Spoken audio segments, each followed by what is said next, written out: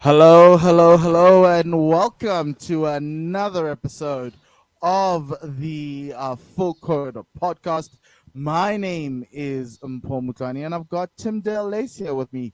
This is your South African cricket podcast, and we talk all things South African cricket, and we've got the CSA One Day Cup having started this week, and so it's going to be quite interesting. I'm going to be talking about that because we have some interesting clashes, some results, and some personal individual results where we were a little bit surprised or not so much. Tim, how are you doing? All thanks. All good, man. All good. All good. All good. Okay. Profits are winning, so I'm happy. Look, the Lions played one game and they won against the Titans, which is, I think, is the strongest team in this tournament. We're going to talk about that because there's some other interesting situations happening outside of that. But question, Tim, how's your day out at Newlands? Are the fans coming in a little bit more? That was really nice. So on the Sunday it was really good from a Sunday point of view. It took a while, so sort of right about lunchtime, right about sort of 1 o'clock, you had a nice spread of people. You know, the good old Oaks. Oaks was about, I'd say maybe 25 full. You know, 25% full. You know, it was a nice sporadic amount of people. Drinks were available, food was available. So that's just to keep in mind that a non-televised game, you were able to get condiments. No, it was good. It was a nice atmosphere. It's good to see people. Look, I suppose it's a dress rehearsal for the SA20. So, to a certain extent, they have to kind of do that and get everything going, get all the providers of all the good things that we've always known Newlands to provide: the alcohol, the food, the all the snacks and everything else. Get them going because obviously when we're there for the India series and we didn't have fans, it was a little tough, and yeah, so that's the thing. But so let's get into the games, into the results. The CSA, that's the, if you're looking for a title of the show, it's a CSA One Day Cup results. Because by the end of the month, we'll have a champion. So the moment we start in January 2023, the only thing that'll be left domestically would be the SA20 and then the back end of the 4 day series. So really interesting to see how CSA does this, going into December without having the Proteas playing. So, look, filtering this in probably will work. But what do you think of the scheduling, Tim? Because it felt like very quick for me. Look, everything this season is all about SA20. So it's all about squeezing everybody else in to have SA20 at the prime of summer. So with that in mind, it's not ideal, but it actually makes sense. It actually makes sense to have this competition in December, where people actually are on holiday, students are on holiday, so that there is chances for you to see the young local talent that is there on show, and there has been people on show showing their talent. So it's not so much of a problem for me, even with the fact that we've got SA20 just around the corner and everything geared towards that. No, I hear you, Tim, and I think that's a really good thing. If you're interested to know what the next generation looks like, come to the grounds, come and see what that next generation. We're going to be talking about that next generation coming up. So let's go to the results, and then we'll talk about each of the games, talk about who performed, and then we'll just give you a lay of the land as we go through the season as to what's important. There was a really important game yesterday between the Dragons and the Knights, and it has relegation implications, and we're going to talk about that as well. And the Knights also doing themselves a favor by beating the Warriors, and we're going to talk about that as well. Let's start with the results. So the first match of the tournament was the Rocks against the Dolphins. This is a courtesy of ESPN Cricket Info. They still call the Rocks Boland. That's where they come from. So the first game was the Rocks against the Dolphins. A little bit of a low-scoring game there, Tim. The Rocks scoring 208 with Yanaman Malan in the runs. He scored a century. Andile Petluguayo took 3 for 33. Fresco Adams scored 49 for the Rocks, but in reply, it was an easy chase, easy-ish for the Dolphins in Paarl. Tabang Ditole, who played last year for the Tuskers, scored 33 opening. That's a little bit of a shout out to him. Jason Smith, your boy, Tim, 45. Andile Petluguayo pitching in with 35. And Bradley Porteous, who we're going to talk about later on, he scored a 33. What did you make of this result, Tim? And the Rocks seemingly coming undone in the second season. They're not playing great cricket across the formats. Yeah, look, I don't quite know what's going on there. If you've got somebody like Lewis Deploy who is in the squad and you're not picking him in this format, I'm a bit perplexed by that. They're obviously hampered with the Peter Malan injury. That is affecting them in the 4-day stuff and in this competition. So it is causing problems for them. But for the Dolphins, that was a good win. They were in all sorts of trouble, but that partnership, as you mentioned, between Jason Smith and Porteous, who we'll talk about later on, was vital. I think it was around about sort of 70 runs between them. Without that partnership, the Dolphins don't win that match, even with that lowish total that they had to chase. So it looks easy, but it wasn't that easy, actually. Yeah, no, and it was in Paarl. So when I saw the 208, I kind of was like, okay, this was Polish. My only worry about a lot of the scores, if you look here, no score above 300 in a world where internationally you're gonna have to be scoring 300 plus consistently, regardless of what the pitch is doing. Yes, the quality might not be at that level, but it makes it hard. Like I'm thinking, like as a selector, it makes it very hard for me to select an 11 at a Proteas level that's going to score 300 consistently when the brand of player, I think, in South Africa is still, I don't know, 7, 10 years back, or even 15 years back. Yeah, no, that's a valid point. That's certainly a valid point.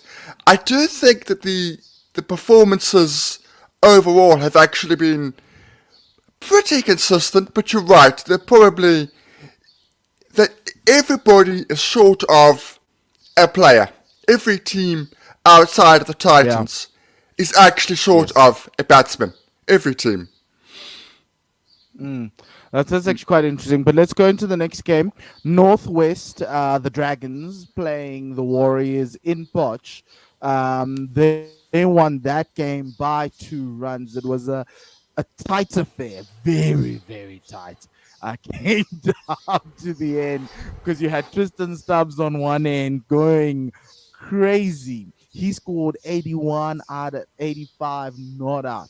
But let's go through the Dragons. Dragons scored 284 for 7 at home.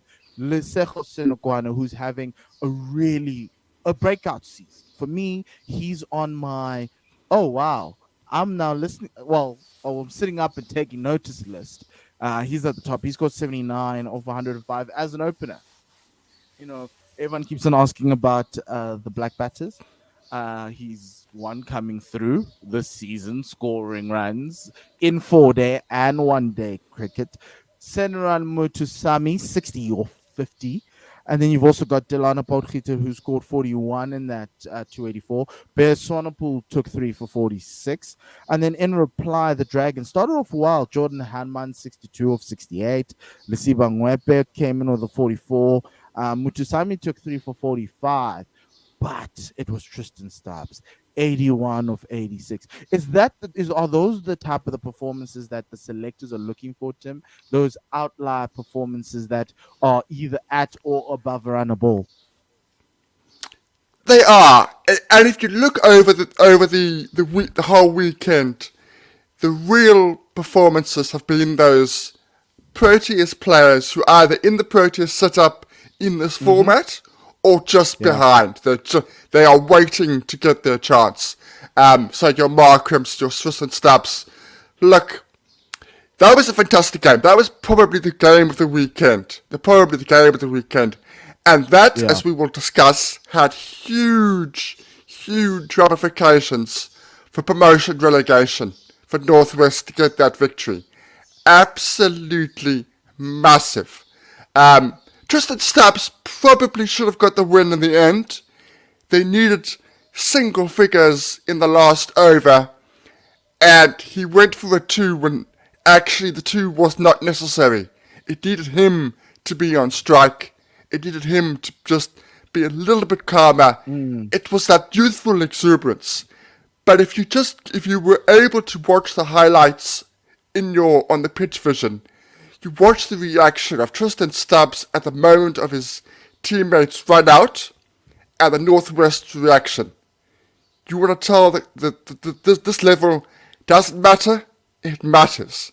It It deserves to matters. be on Supersport, though. It It really does deserve to matters. be on Supersport because you needed to see that. You needed to experience that. You needed audio to kind of give you that moment because that's exactly what we've been trying to give to the fans. That's what CSA would Yeah, be wanting to give to the fans. That level of I don't know, excruciating pain, of sorrow, of joy.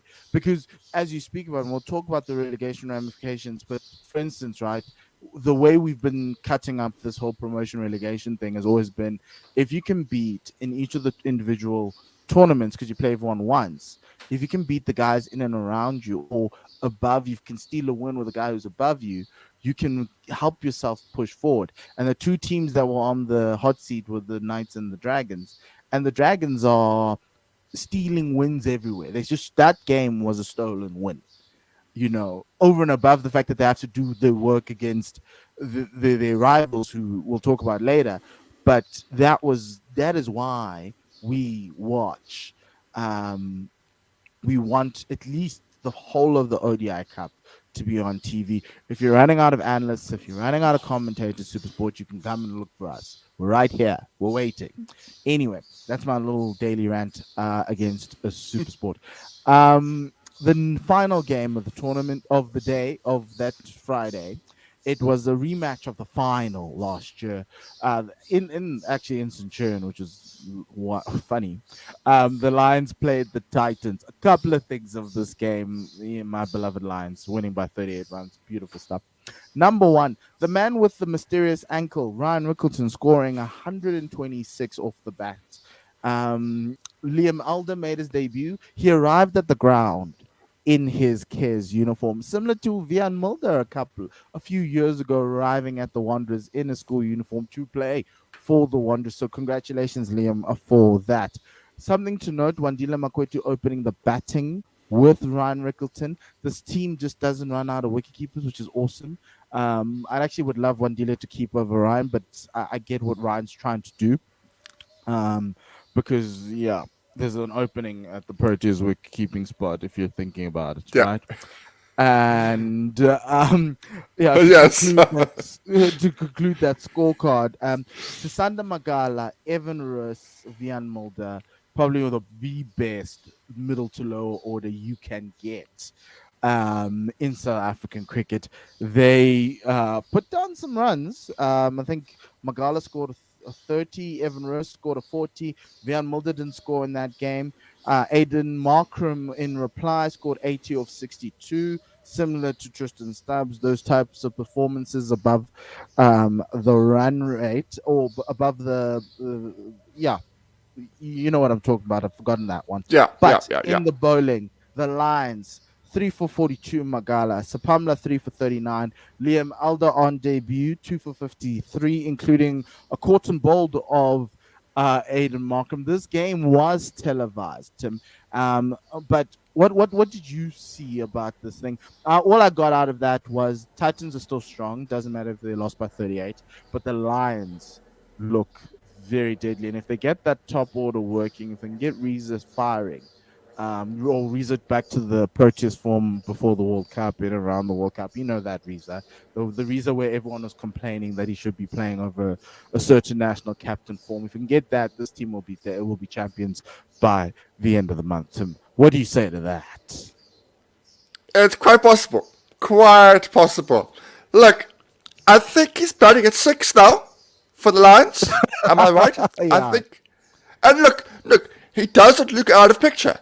He doesn't look like he's a man who's batting 2 places above where he should be. Not at all. He looks like the real deal. He looks like a man who's taking both facets of his game very, very seriously. And that matters.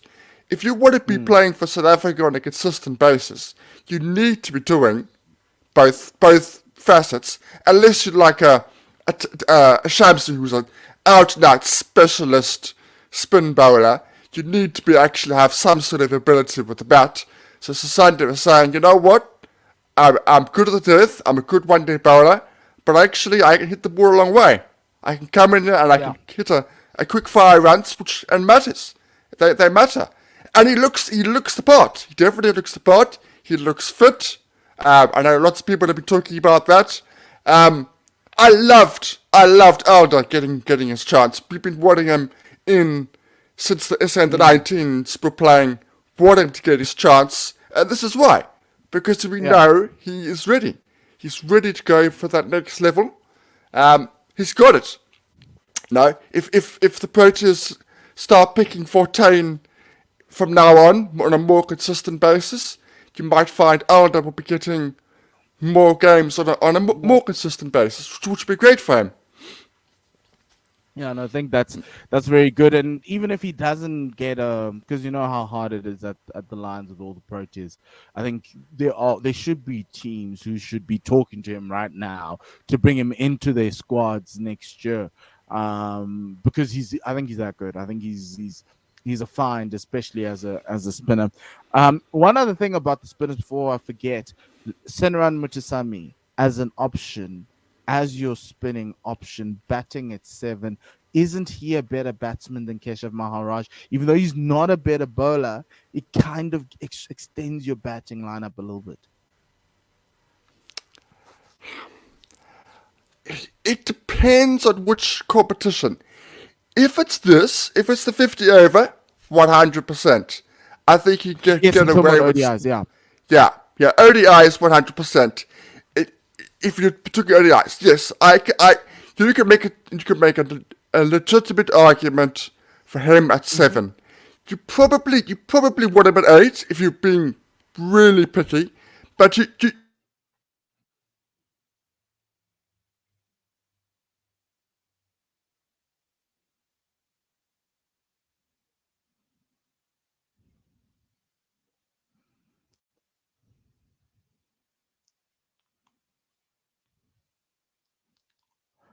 Tim. I think I've lost Tim there for a moment. We'll just wait for him to come back. Yeah. Well, yeah. We're just waiting to see what Tim was talking about on the back end of that Mutusami situation. But yeah, I'll just have to check with Tim quickly as to see if he is good and okay. Um, yeah, so that's it's really tough. Obviously, if you have a two-man podcast and then one of the guys goes offline, but we'll sort it out and should have him back soon. If not, we're going to record again, but that's not going to be a problem. But anyway, let me just go through some of the other results and then we'll just get Tim to talk about them. So that was the first day of the One Day Cup results. And then on the Sunday, we had 3 games. It was the Dolphins playing Western Province. This was an interesting one because the Dolphins found themselves batting first at Newlands and they were 24 for 5. And then Bradley Porteous and Ethan Bosch put on a stand, a mammoth stand. Portier scoring 100 and Ethan Bosch scoring 45 to get the Dolphins to a respectable 226. And in that, give themselves something to bowl at, and that's what happened. Western Province 229 for 6. In reply, they won that by 4 wickets. Looking at that, it was Eddie Moore scored 94, John O'Bird scored 51, Bradley Porter scored 2 for 23.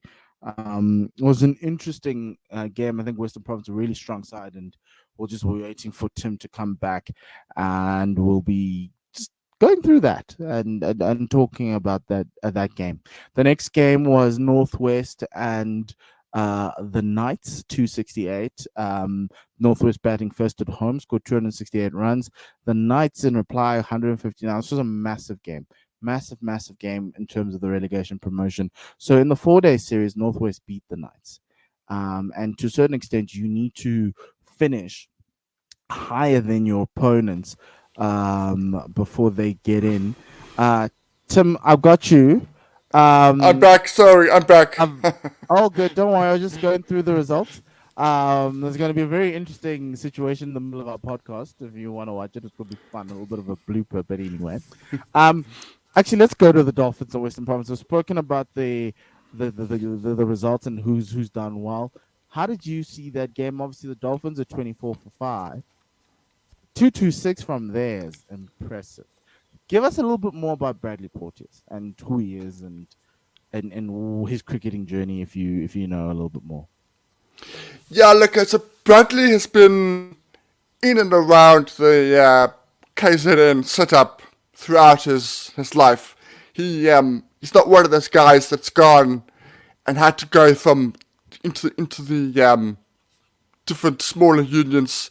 He's been in and around the system, not able to really get a kick into the system because the KZN system has been quite strong recently. Still a youngster. He's played quite a lot of league cricket over the UK. I know they think very highly of him.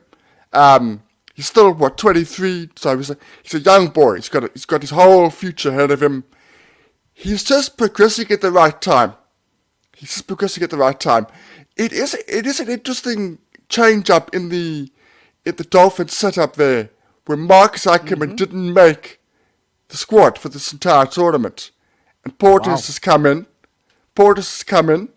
And made this 100. Now look, 24 for 5. That was a really good 100. A really 100 of exceptional note against a province setup now.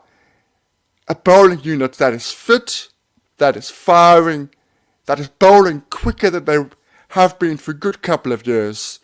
I think somebody like Mareki, I think he's been messed around a little bit. He's been told it needs to be this, it needs to be that, it needs to be a medium pacer. No, you need to be express. He's now just decided, I'm 29, I'm going to be what I am. I'm just a genuine pace bowler. I'm going to be what I am. And obviously Nandre, we know Nandre. If he's fit, he's firing. Yeah, he got 3 for 40 odd. So it was never a 24 for 5 pitch. Let's get that out of the way. It was never. It was more of a, if you got to 250, you had a good chance of defending. 250, 260. So you're not the only guy in the press box who didn't know who Bradley Porteous was. There were very few of us that knew. I know the name, but I was a great deal. Okay, cool. That's interesting because there are also a couple of names that aren't in and around that Dolphins side. There was that boy who moved from the Lions. I forget him. He's a left arm spinner.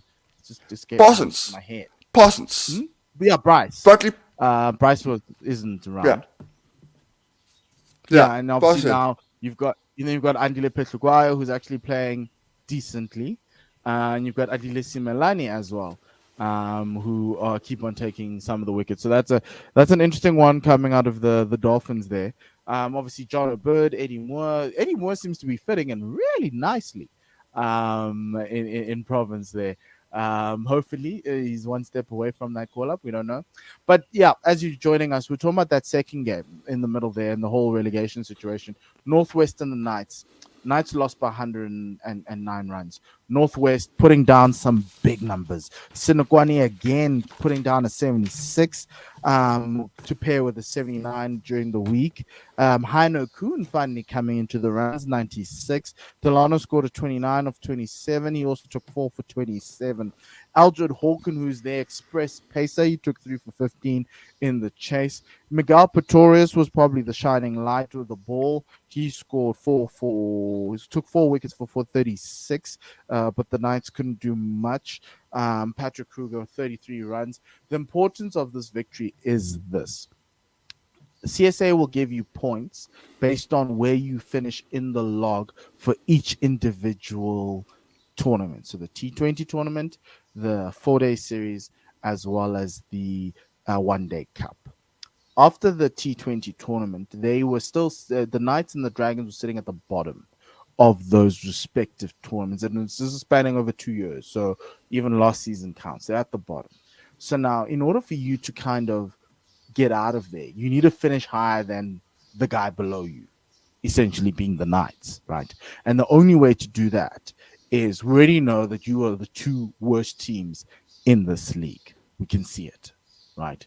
And there are teams around you. They're the Warriors and things like that can be dragged down if you think about it. But the Warriors are flying high in the 4-day series. I don't even think they're going to finish more than things. So that kind of helps them get out of that. Western Province, if you thought that they were struggling, have found a bit of a groove. They're playing good enough cricket to be a middle table side. The other team that you could be looking at are the Rocks, but they do well in T20, and they did well in that last T20 tournament.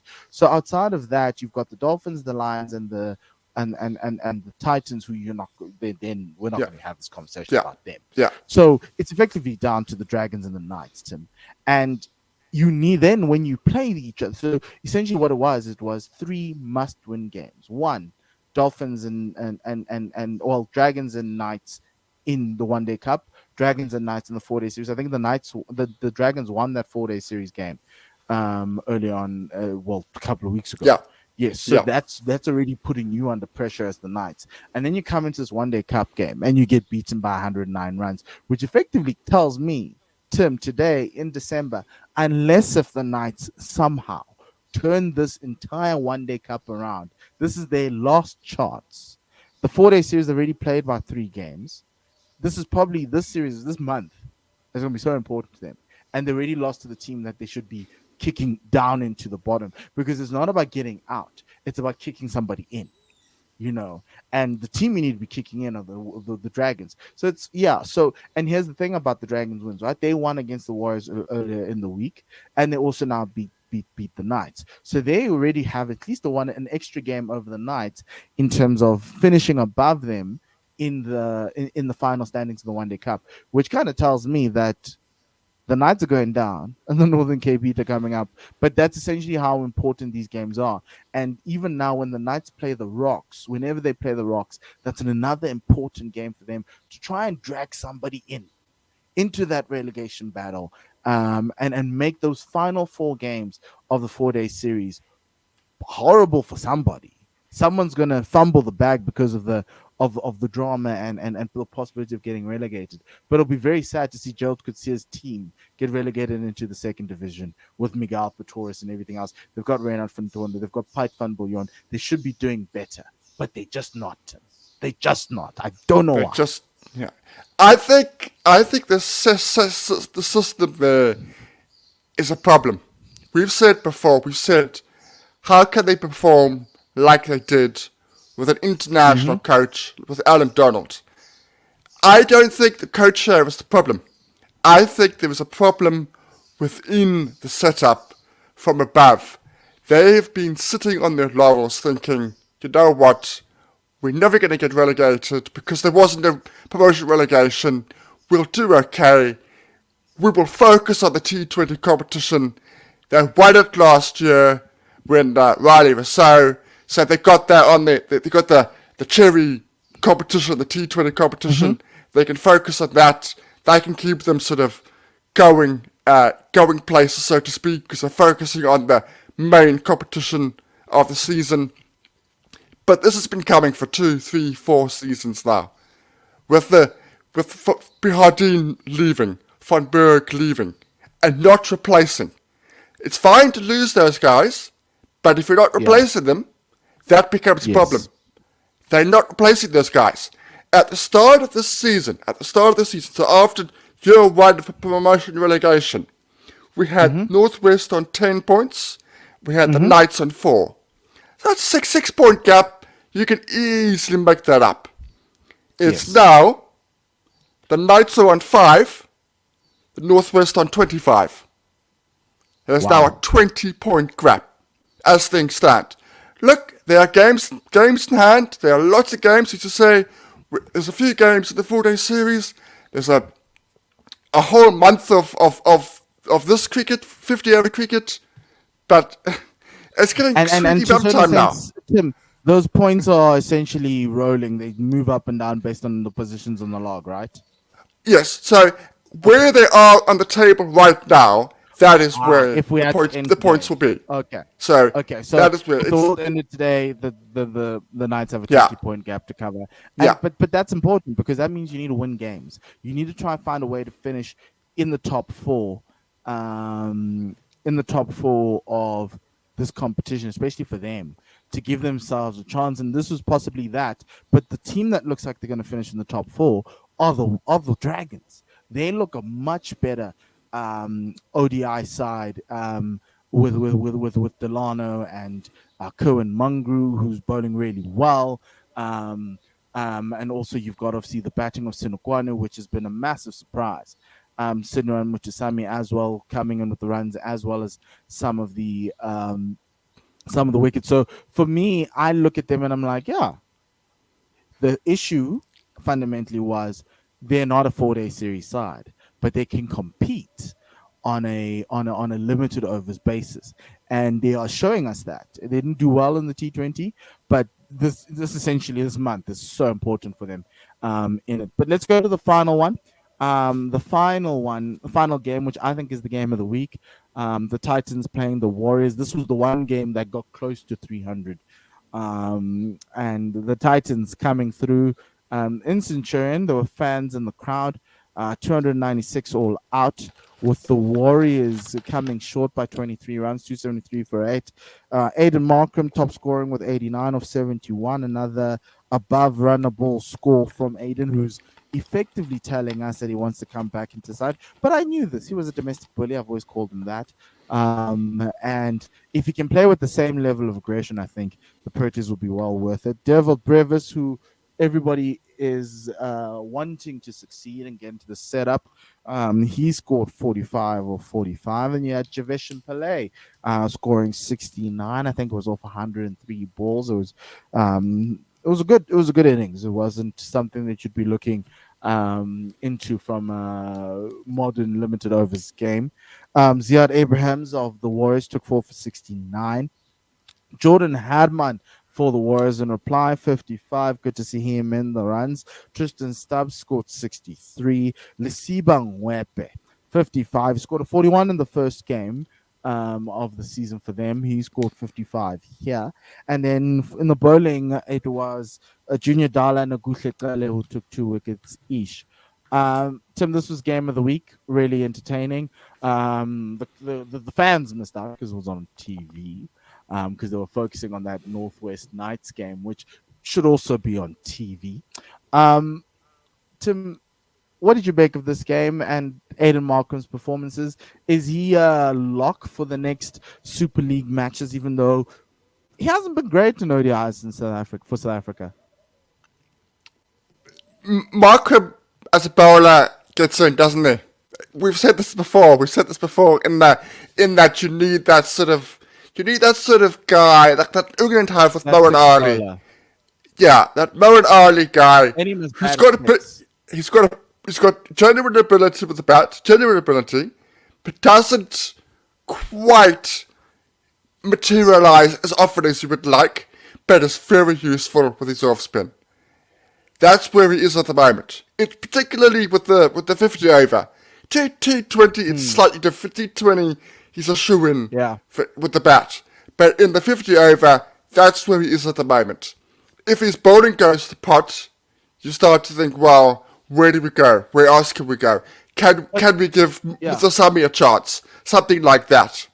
Let me, But yeah. look, So to a certain extent, for me, yeah, Tim, my thing's always is this with him, right? I think we need him to play with this level of aggression. If he's going to come in at 4 and bat like he's batting for the Titans at 4, with that level of aggression, that ability to just bat it above around the ball, I'll have him in the side any day. But when he wears green and gold, it looks like he's trying to protect his wicket, and he gets into a little rut, he gets into a little funk, and then a couple of few shots here, and he gets out. We need that consistency, but I want that mental. The same way he's approaching T20 is the same way I want him to approach this ODI cricket, and to a certain extent, this week I saw that. And I want that in the Proteas side. Even if he can bat at 4, I don't care. He can bat wherever he wants to bat.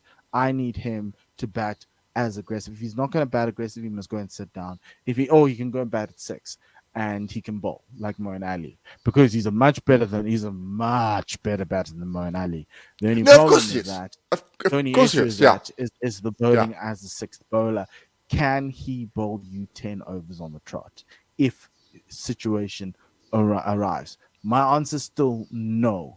It's yes in the T20 side. It's no in the ODI side. So the only way for me that Aiden makes it into the side is if he does that. If he can bat as destructively as you'd want him to, as you'd like, because that's where modern ODI cricket has gone. It's no longer the Javesh and Pillay innings, and I'm going to use that, but I know he's new and I know he's young, and he scored 69 off 100, but it's slow. It's too yeah, slow for yeah. where we are trying to get to. Yeah, Whereas yeah. Markham on the other end, he's giving them something.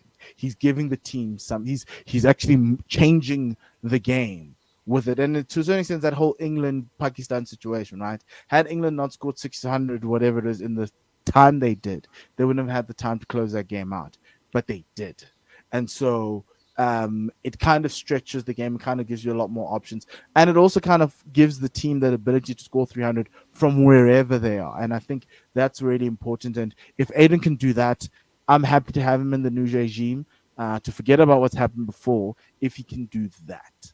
But that's a game plan thing with CSA and everybody else, because that was my only big problem about this weekend, is that everyone's scoring under 300. It's 220 plays 220. I get that, and you have moments for that, but you need to push. And you said it was the lack of an extra batter.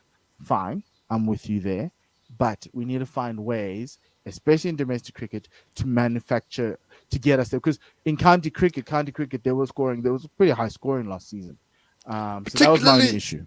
Yeah, particularly the high felt. If you're playing at Yeah. the Wanderers, you need to make 300. That's, and Centurion, you need to be making those scores. The coastal ones, you can say 270. You can make that Yes. sort of that gap, that just slight gap. So Yeah. definitely.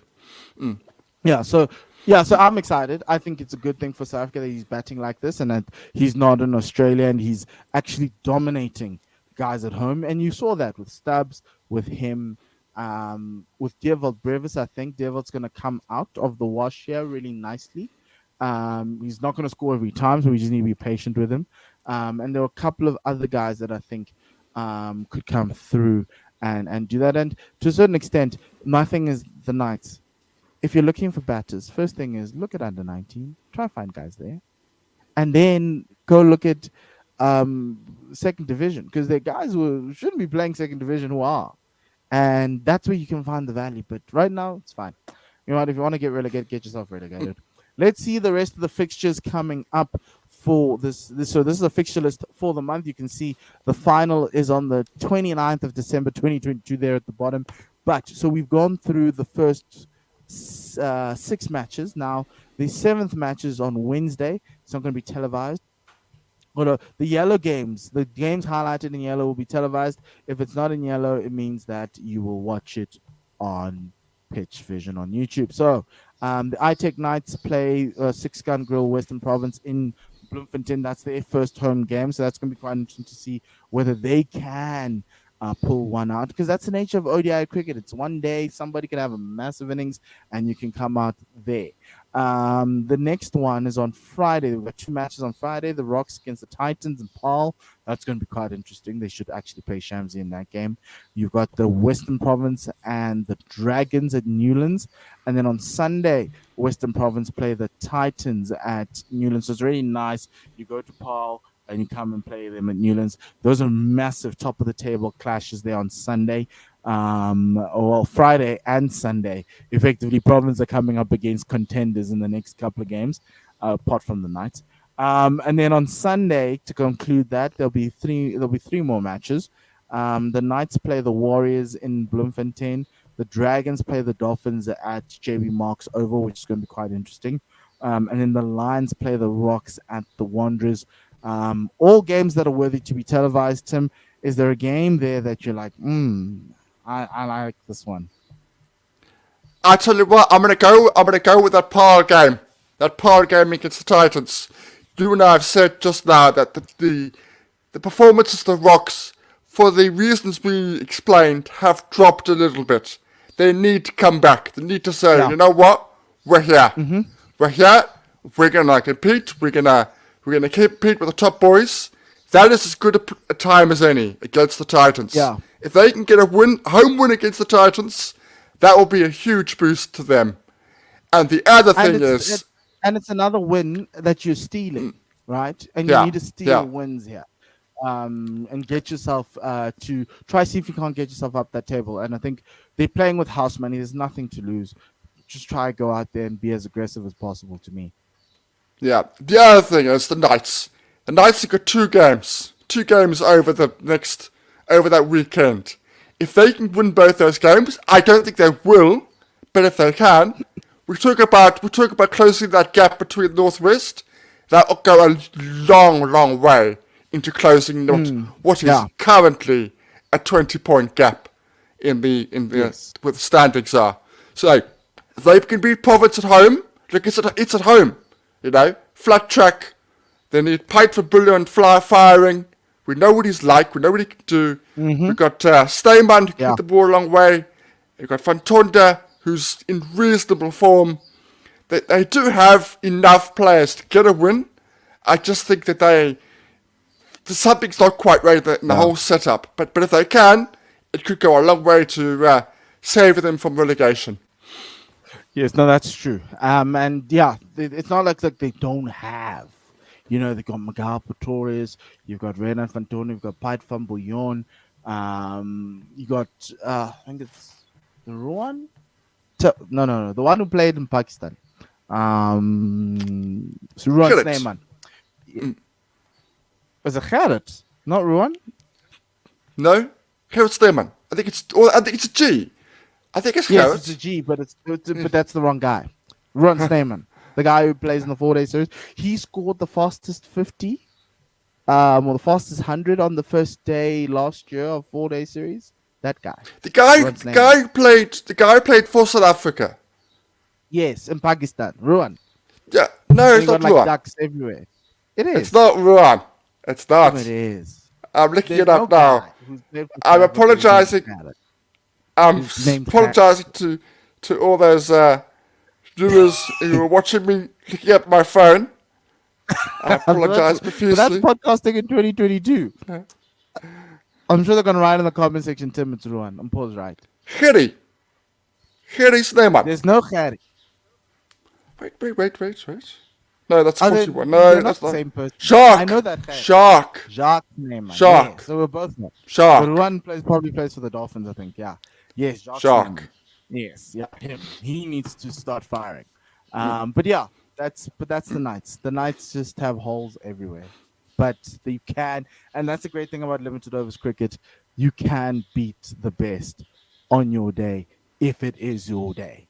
The Dolphins were 24 for 5. They won. They nearly won that game. And so take heart and things like that. And see it. But CSA One Day Cup in full flow now. We're probably going to even get to the middle of the season by the time we talk to you next. Outside of that, Tim, do you have any final words, any things that you want to opine on and talk about? No, but just to let you know, next week we will be talking about the Test series against Australia Yes. in Australia. We'll be doing a preview show. We hope to have a guest. We haven't nailed that down yet, but we hope to have a guest. So we will get into the nitty gritty of the Proteas, the new dawn, if you like, of the Proteas Yes. setup. And I'm waiting for that's a delicious ball there, KG. From honest. But yeah, look, there'll be a lot of delicious balls being bowled by the South Africans, even from Marku. So that's gonna be nice. We're going to talk about the balance and all the drama and the mysterious ankle injuries, and yeah, we're going to talk about all of that next week because the first test match is on the 16th. So they play a 4-day game sometime this week. So we'll talk about that next. That's on Thursday. Yeah, Yes, it's on we're gonna Thursday. talk about the results of that next week. Australia also are playing West Indies, so you're getting to see the drama. Don't panic, as African fans. Please don't panic. It's West Indies. It's West Indies. Don't worry. Don't worry. We're coming with the best bowling attack in the world to their shores. But yeah, we'll talk about that next time. Outside of that, thank you very much, Tim. Have a great week. It's Pitch Vision this week. There's no Super Sport One Day Cup. Remember that, Pitch Vision this week.